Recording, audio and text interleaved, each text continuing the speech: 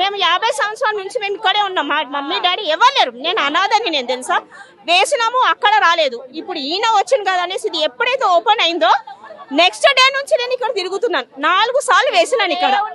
4 సార్లు వేస్తే ఇప్పుడు నాకు ఫోన్ నెంబర్ L2లో వచ్చింది.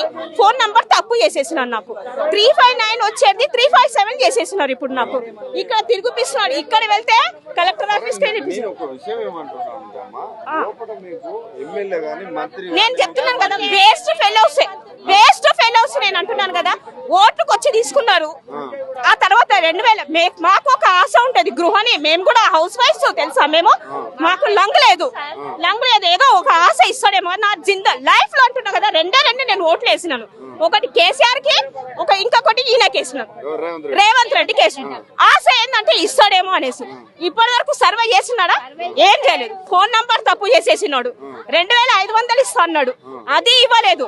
గ్యాస్ వచ్చింది 2 నెలలు వేసిండు, 3 నెలలు బంద్ అయిపోయింది. కరెంట్ బిల్ మాకు దగ్గర ఏం లేదు, టీవీ లేదు, ఫ్రిడ్జ్ లేదు, ఏం లేదు. ఆంధ్ర వాళ్ళు వచ్చినారు, పెద్ద పెద్ద హాస్పిటల్లో పనిచేసినారు. దానికి కొల్లులో వచ్చింది, మళ్ళీ L2లో కూడా వచ్చింది. ఇప్పుడు ఎంక్వైరీ చేయరా? ఆధార్ కార్డు తెలిస్తే బ్యాంక్ కూడా వస్తుంది, బ్యాంకులలో వస్తుంది. ఏమొచ్చింది చెప్పండి బ్యాంకులలో? మా దగ్గర ఏం లేదు తెలుసా. వస్తే చూస్తే నా పిల్లలు ఎట్లుంటా మాకు తెలుసు. ఇంటి పరిస్థితి చెప్పుకోము, కానీ ఆశ ఉంటది ఏదన్నా వస్తే. నేను చెప్తున్నాను కదా, అన్ని పైసలు ఇచ్చి చేసుకుంటున్నాడు.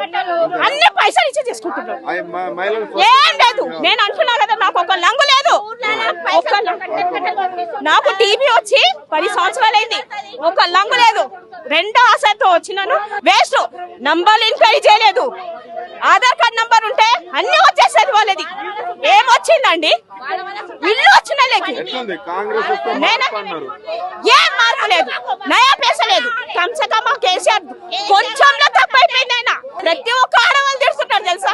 2500 రాలేదు. ఎక్కడ వచ్చింది? ఇంట్లో మేము ఎట్లా బతుకుంటున్నాం మాకు తెలుసు. వచ్చిందా తెలుసా?